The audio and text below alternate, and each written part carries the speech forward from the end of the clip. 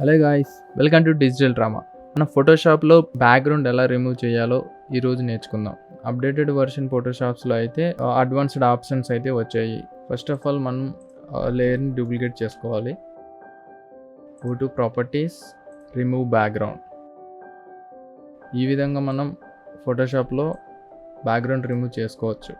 ఏమన్నా detail miss అయినా అవన్నీ మళ్ళీ రిఫైన్ చేసుకోవచ్చు మనం. ఇలాంటి కాంప్లెక్స్ డీటెయిల్స్ ఉన్న ఫొటోస్ అయితే మనం బ్యాక్గ్రౌండ్ రిమూవ్ చేయడం, హెయిర్ రిఫైన్ చేయడం చాలా కష్టంగా ఉంటుంది. మన లేయర్ని అయితే ఎప్పుడైనా సరే ముందుగా డూప్లికేట్ చేసుకోవాలి. సేఫ్ సైడ్ ఒరిజినల్ అలానే ఉంచుకోవాలి. Then select subject, remove background tool.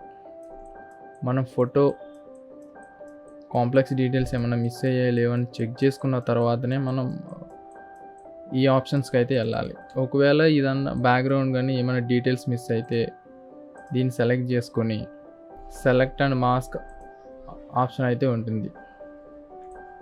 చూసారా, ఇక్కడ వైట్ అనేది మనకు కనిపిస్తుంది. ఈ విధంగా మనం ఫైండ్ అవుట్ చేసుకోవచ్చు అనమాట.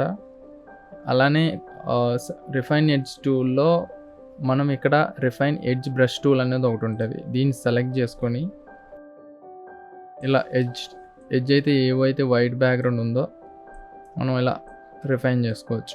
చూసారా, ఏ డీటెయిల్స్ కూడా మిస్ అవ్వకుండా మనం పర్ఫెక్ట్గా వస్తుంది. ఈ కస్టమ్ సెట్టింగ్స్ ఉంటాయి. మీకు నచ్చిన విధంగా ఎలా రిఫైన్ చేసుకోవచ్చు అనేది మీరు తెలుసుకోవచ్చు.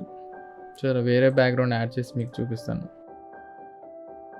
డీటెయిల్స్ అయితే ఏవి మారలేవు.